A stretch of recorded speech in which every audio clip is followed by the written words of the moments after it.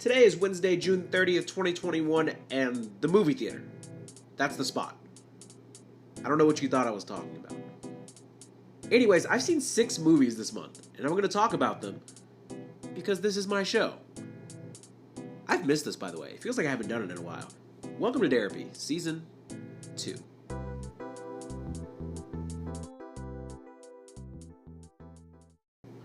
Oh yeah! That's the spot. The spot, once again, just being the closest movie theater to me. The same theater that I pay $20 a month to see basically unlimited movies. It's like, you can see up to 3 movies a week, but there aren't going to be 3 new movies every week that you want to see. So essentially, anytime I want to go see a new movie in theaters, like, it's covered. It feels free. Like, that $20 that comes out every month, it feels like a total steal, but you know they're getting their money back by charging like $92 for popcorn and $6,000 for like an icy or whatever. Anyways, June 2nd, I saw Wrath of Man, starring Jason Statham. It was one of those things I had to drag my girlfriend to. But actually, after we saw the trailer, I say girlfriend because she was my girlfriend during that time. It doesn't matter. She's my fiance. I'm trying to get used to saying it. My fiance. I really thought I was going to have a hard time getting her to see this movie because it's just about, like, a dude, like a tough dude, just kicking ass. But the movie, which is directed by Guy Ritchie, who I love, who also directed The Gentleman, and I think I've mentioned it before, please go see The Gentleman. It's an awesome movie. This movie is the type of movie where this guy is basically on a path, a journey of just pure vengeance. It's going to sound like I'm rushing, and that's because the Clippers and Suns Game 6 is on right now, and like that really shouldn't be your problem, but it is what it is. All right, I love sports. What can I say? We're going to talk hoops again soon. Wrath of Man is simply a movie that exceeded expectations. Honestly, going into it, I was like, okay, Jason Statham's going to be really tough. He's going to be like a beast. He's going to go around kicking butt, taking names, all that. But this movie, not only did I love it, but my fiance, who's not into like big alpha male guys being tough, she found it to be incredibly entertaining too, which obviously made me like it that much more. It has great action, great acting, and the way in which Guy Ritchie tells stories I always find very unique. I don't want to give away anything about the movie. This isn't like where I talk about F9. And I say I'm not going to spoil it, but then I actually do. I really don't want to spoil any of these movies because a lot of them are very good, and I really want you to go see it. But Wrath of Man was the first movie that I saw this month, and the fight scenes are extremely well choreographed. There's a lot of strong violence. People die in like very gruesome ways. There's a lot of like serious scenes where people, like, you know how sometimes like somebody's trying to act tough in a movie and you're just like, okay, I see you, like real cute. But like in this movie, like it's like unsettling toughness. It's like, dude, you're going way too hard, but the acting is so good that you really believe it. So I would highly recommend it if you're a dude, man, guy that likes people getting hit and punched and shot and avenged. I think it's a movie that you'll very much enjoy. June 8th, I saw The Conjuring 3, The Devil Made Me Do It. I think that you're not going to have a problem with the main characters because it's one of those things where, similarly to the Marvel Cinematic Universe or Fast and Furious, where they've had 9 movies of people being the same people, you're not going to have a problem with Ed and Lorraine. Like, they're going to turn up. They're going to show out. Now, the plot is very interesting. I have this issue with a lot of movies. A lot of movies fall into this trap where the protagonist and antagonist are essentially, like, 2 sides of the same person. I mean, I know that's common in a lot of movies, but you kind of don't expect that, like, in what's supposed to be, like, a horror movie. And it ends up turning into one of those things. The scares are there, but it's a lot of jump scares. I mean, you're essentially getting what you paid for. It's one of those things where if you like the other Conjuring movies, you'll probably like this one. But as a standalone movie, like, it didn't blow me away. I'm probably not going to rewatch it. It felt really long. It had all these typical horror movie tropes. And now that I'm thinking about it, it was kind of forgettable. Tough. I'm not going to like them all. But I get to see so many that it kind of makes up for it. Now, June 12th, I really do want to talk about In the Heights. It was surprisingly good. So I never would have gone to see a movie like this if I wasn't engaged to somebody that was obsessed with theater. So when I was in high school, I was in choir, and I was in musical theater for a little bit, but I wouldn't consider myself like a theater kid. But my fiance in high school, she was very much like a thespian.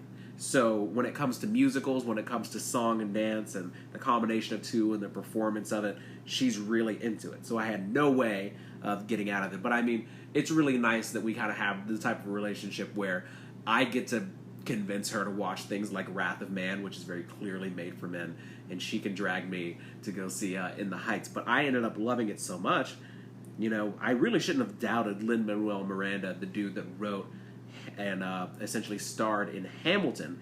Now, him and, what's his name, Anthony Ramos.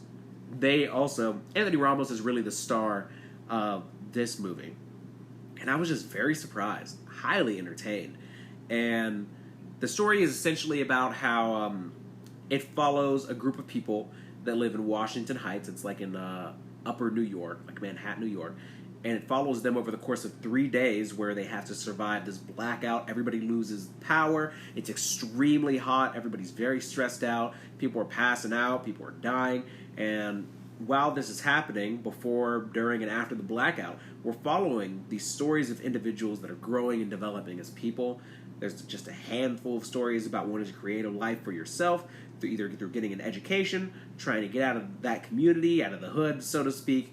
There are certain people running local shops, people running certain local businesses, like hair salons and stuff like that. And, I mean, forget about the plot. That doesn't even really matter that much. The performances, the songs, and choreography, they really carry the movie. The performances will, like, you read reviews and they're like, oh, the music made me want to get up out of my seat. And you're like, that's kind of weird. I doubt that you would actually do that. But I really found myself dancing in my seat watching this movie. And I would honestly highly recommend it. I mean, whether you're into musicals or not. On June 17th, I saw The Hitman's Wife's Bodyguard. It's not as confusing as it sounds. It's starring Ryan Reynolds, Samuel L. Jackson, and Salma Hayek? It's a hilarious movie. It's a comedy. And it's funny because Ryan Reynolds is the type of guy, you know, like the quippiness, the quick, witty stuff is coming. You know his sense of humor. You know how he's going to sound. You kind of even know what he's going to say. But to me, he still turns out to be so funny. Samuel L. Jackson's in the movie. Him and Ryan Reynolds and Salma Hayek, they have such incredible chemistry. Like, you wouldn't expect those three to come together, hang out for 2 hours and be funny the entire time. Morgan Freeman's there for some reason. It's just an extremely effective comedy. It does its job. I won't give out any spoilers. I don't want to get too specific, but it's worth the watch. Give it a shot. If you want to have a laugh, by all means, I'm sure you'll have a good time. June 26th, I saw F9 from the Fast and Furious series. Go listen to Session 31. It's a couple episodes before this one. I did a whole show with my good friend Sharif. If you don't feel like going back, I'll just save you some time. I just didn't like the movie. And I've seen almost, I would say probably all of the other Fast and Furious movies. I just didn't have a good time. Like, it made me angry. I don't even want to get into it because I'm going to get mad again. If it seems like I'm kind of rushing through this, by the way, again, it's Clippers Game 6. All right, Suns and Clippers Game 6. I'm trying to see if Chris Paul is going to make it to the finals or if the Clippers are going to bring it to a Game 7. There's nothing more fun than a Game 7, so I apologize in advance if it sounds like I'm rushing, but I will spend a good amount of time talking about this last movie because I just saw it a couple hours ago. Today, Wednesday, June 30th, 2021, I saw Zola. Zola literally just came out like a day or two ago. And we were in the theater today, my lovely fiance and I, all by ourselves. Just the two of us. Had the whole theater to ourselves. And going into this movie, after seeing the trailer, her and I immediately were like, that looks like it's going to be a wild ride. It's going to be extremely fun. And it's basically about these two girls. One of them is basically saying, hey, you guys want to hear a story about how this girl, like, totally screwed me over? And I'm like, kind of, yeah, that sounds like a good time. And essentially this movie is that. I know it sounds like I'm being, like, overly positive about all these movies, but I'll be honest with you. I mean, I didn't like F9. The Conjuring was kind of forgettable. Like, but this movie was just awesome. Go and read the most positive review about Zola, Zola, and I resonate with all those sentiments. It's a wild ride. It's extremely fun. The movie is based off of like a 148 tweet long thread on Twitter. You don't know how Twitter works. Like, you tweet, you write a tweet, right? And then you can add extra tweets to that tweet and create a thread, like a long, because you can only do like 280 characters per tweet. So you can create a thread so that it can be, like a longer, whatever. I don't have to explain to you how threads work. Regardless, this is all based off of like one Twitter thread, and there's also like a little bit of perspective from the other character, the other girl involved in the story, but it's very, very short. And I guess it's based on like a small Reddit post that she made. But the story follows these two girls, and it's literally over the course of like 2 or 3 days. It's these two. There's this other white dude involved that's hanging out with them. He's one of the girls' boyfriends, and his name is Derek, funny enough, and we are not the same. There's this guy that they meet, and he turns out to be not the world's best person. That's not a spoiler, because the second you meet him, you're like, he's not great. But the movie, man, like, Spice and I were talking about it afterwards, and we just love it. It's so much fun. It's so wild. It's so tense. It's so uncomfortable. It's so nasty at sometimes. And I highly recommend. I truly think that anybody would, I found it to be, I was laughing out loud at some points. There's some points where I was cringing extremely hard because it's a very sexual movie. It kind of refers to strippers and dancing and turning tricks and having sex for money, things like that.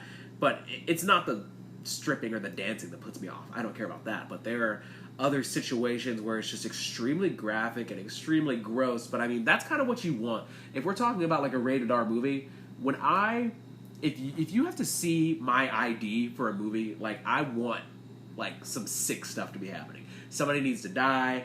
I need to see like bare butt. Like I want that action. And this movie certainly gives it to you. The acting is great. I believe everyone all the time. Nothing takes me really out of the movie. You always get that point where you're watching a movie, you're just like, okay, I don't even believe him saying that. Like, I don't even believe that she would act like that. Or who would respond like that in a situation? But with this movie, it's all very real. It's very believable. And there's some, I love some movies where I talked a couple sessions prior to this about F9, and there were some points in F9 where I was laughing at things that I know the people creating the movie didn't intend to be funny, but that's not the type of laughter that I got, because essentially the same thing happened in this movie. Like, somebody would be extremely upset or being very, very mean, and I found that funny, and I know that I don't know if the movie meant for it to be funny or not, but the emotions are so raw and real, and these characters are acting in such a realistic way. It reminds me of something that I might say, or somebody I know might say, and it's like, this isn't, like, I think this is even funnier than they thought it was going to be when they wrote it, and I love that about this movie. It's such a short movie, and it ends so abruptly. I think it's like an hour and 27 minutes. First of all, any movie that ends in like an hour and a half, like, I dig it, because I don't like my time wasted. I don't like wasting other people's time. Like, if you try and like sell me a horror movie that's like 2.5 hours, like, I'm probably not going to watch it, because I think anything could be wrapped up quicker. And a movie like this, it kind of ends abruptly, but I think that's because it's so closely tied to the actual Twitter thread that it's based on. So, like, when the movie ends, I'm like, oh no, is that it? Like, what happens next? But I really hope that they don't try and like force a sequel out of it, and they just kind of let it be what it is. And yeah, I just wanted to get on here and talk for a little bit. Like, I've been really busy lately with just work and, just stuff outside of the podcast, but I'm really excited. In a couple days, I'm going to have more time to really get back to what this podcast was originally meant for. Because when I talk hoops, or when I talk about the movies I've been seeing, or, you know, it's really nice for me to just kind of get on here and talk about what's been going on in my life and how I've been spending my time. But the point of Derapy was supposed to be essentially therapy for me, and I can assure you that the next time I get on here, it's going to be, you know, it's not going to be like dead serious. Like, it's still going to be kind of, you know, generally light. It's going to be me, but I definitely want to get back to the core of what this show was supposed to be about. Not necessarily a show, not necessarily just episodes, but you commonly hear me refer to these as sessions because they're essentially therapy sessions for me. So look forward to an episode or a session with a lot more punch next time. But in the meantime, I hope you enjoyed listening to me talk about some of these movies that I've seen just the past 30 days. And now, if you are interested in seeing any of them, you have at least one perspective from somebody that wouldn't lie to you about it. You know, nobody's paying me to talk about this stuff, so these are all honest opinions straight from the soul. And if you're listening, if you've made it this far, I love you, I mean it, and I'll see you in a couple of days.